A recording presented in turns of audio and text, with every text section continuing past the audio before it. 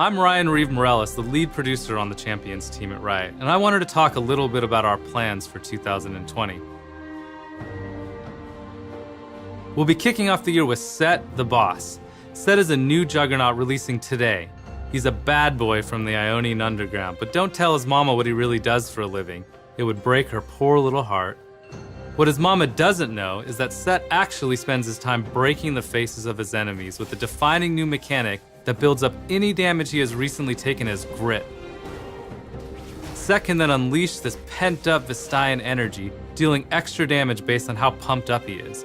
He can also pick up an enemy champion and body slam them into their whole team, doing extra damage based on the health of the target he grabs. I mean, who doesn't want to grab a 5,000 health Cho'Gath and smash it into a squishy marksman like a damn boss?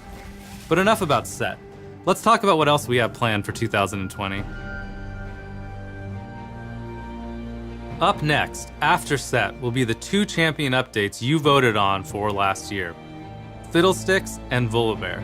With Fiddlesticks, our goal is to really deliver on its horror thematic, as well as revamping his kit to be more centered around fear, both mechanically and psychologically.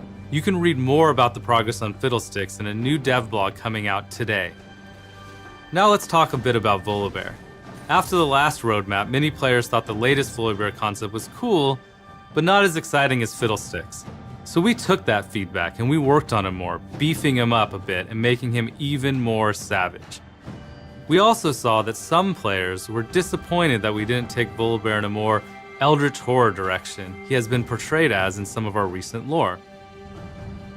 While we thought that direction was interesting, and it definitely excited some of us on the team as well, we ultimately felt it didn't stay true enough to live Volibear. So here's what we're gonna do. We're gonna take the demonic concept of Volibear across the finish line and make a kind of eldritch horror themed Volibear skin. And when Volibear's VGU launches, we're gonna give it to anyone who owns Volibear already or picks him up during his launch patch for free. After that, it'll join his collection as a regular purchasable skin. This isn't something we plan on doing for future VGUs, but in this case, we felt like it was the right decision. We'll have more to share in a dev blog later this year that'll really deep dive into Volibear's production. One last thing on the topic of VGUs. We are planning to do another champion update poll where we let players decide on the champion we will update in 2021. Keep an eye out for the vote later this year. After the Voli and Fiddle updates, we will primarily be focused on new champions for the rest of 2020. We've tried a few new tactics with champions over the last couple years. One thing we tested with Kaisa was taking a character players knew from the lore and fully realizing him in game as a playable champion. Bringing the legends to life that we've only heard tales about has led to champions with impactful stories, but also made the whole world of Runeterra feel more alive. Since we felt it went well with Kaisa, we started working on bringing Senna out of the Lantern for League's 10-year anniversary. We have heard loud and clear that you all want more of this, accompanied by exciting new stories that drive the world of Runeterra forward. So expect to see another familiar face hit the Rift later this year. Another tactic we tried in 2019 was tying all new champions to big events like Lunar Revel, Battle Academia, Arcade, True Damage, and lastly, Aphelios and Night and Dawn. A big part of events is having something new for players to experience. Outside of game modes, champions are one of the biggest gameplay experiences we release, so adding them to events made a ton of sense.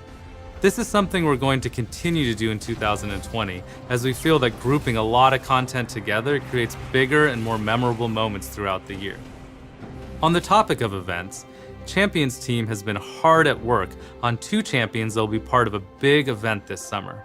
The event will blossom with a new jungler to fawn over, followed by a masked champion who refuses to die. We know it's been a while since we dreamed up a new jungler, but we were split on what we wanted to make. Early on, we didn't know if we wanted the champion to be a teamfight-focused bruiser or an agile, prancing assassin. It felt like every 5 minutes we went back and forth. So did we shy away from the decision or meet it head-on? You'll have to wait until the summer festival to find out. And as for the masked stranger, well, some demons should remain in our past. Apart from those two summer releases and Set, we still have a few more champs up our sleeves for 2020, but you'll have to wait until later in the year for details on them.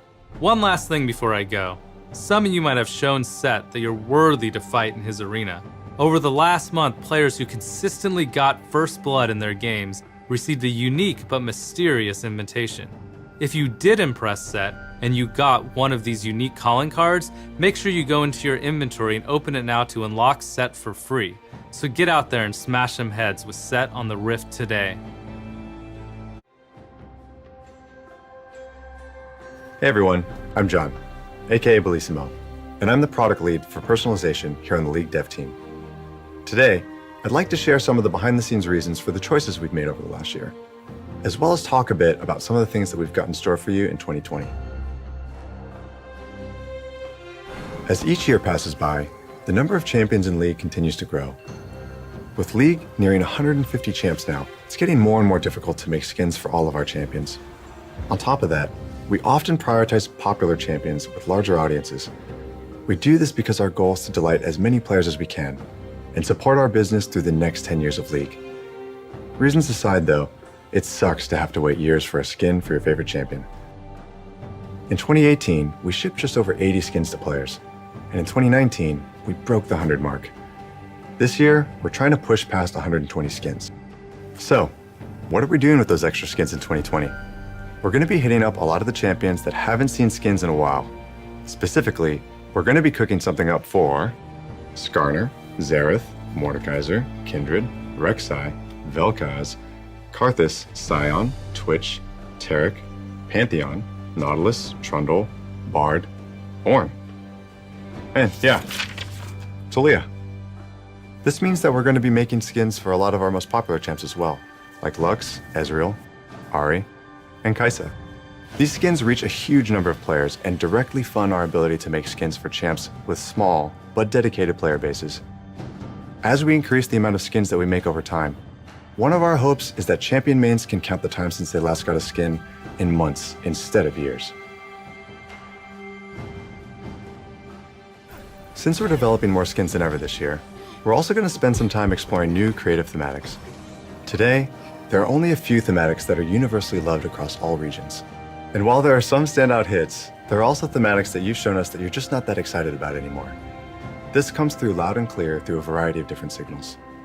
Players purchase these skins far less than others, and even those who do purchase them don't use them that much in-game.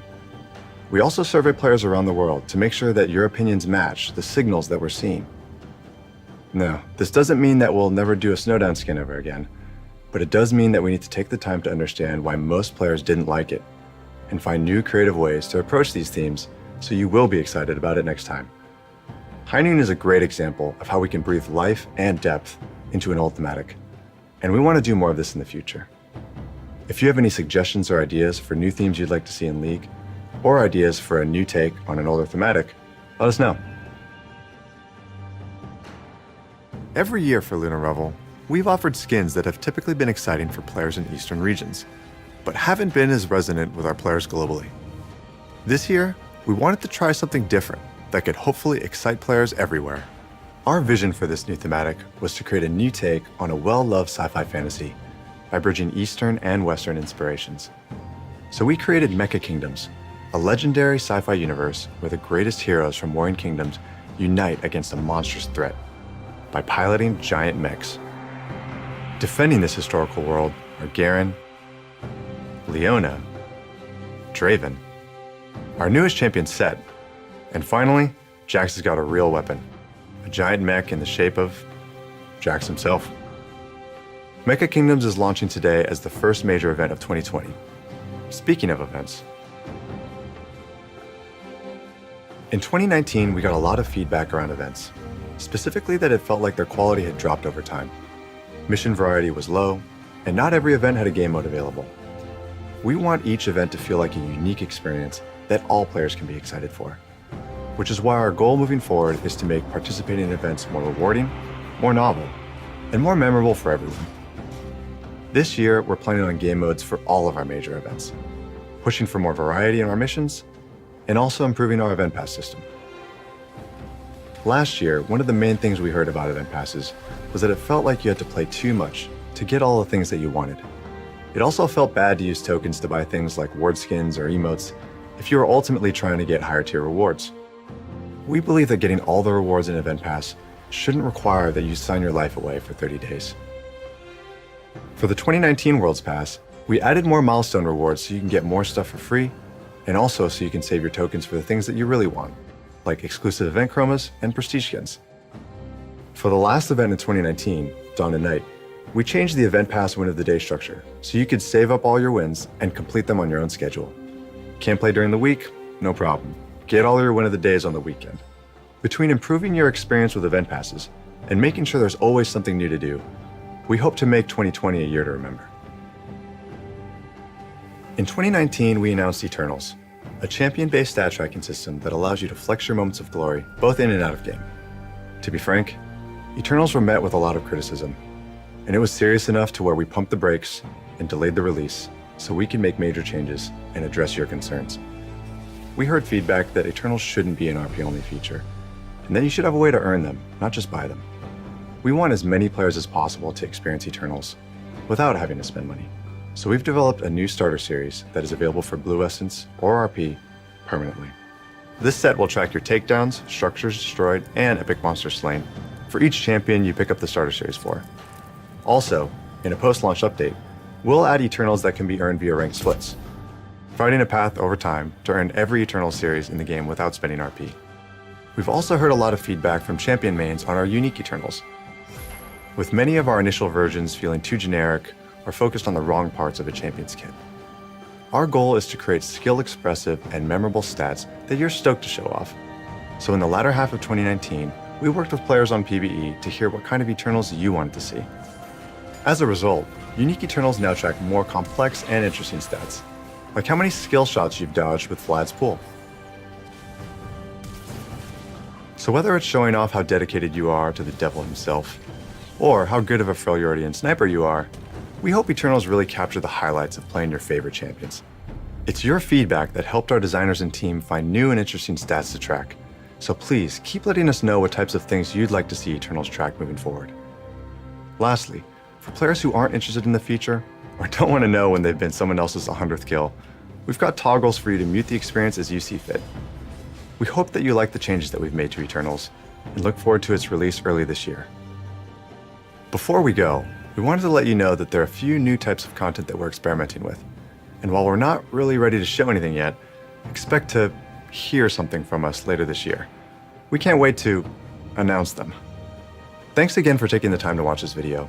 It's your feedback that helps push us to be better tomorrow than we are today. Here's to 2020.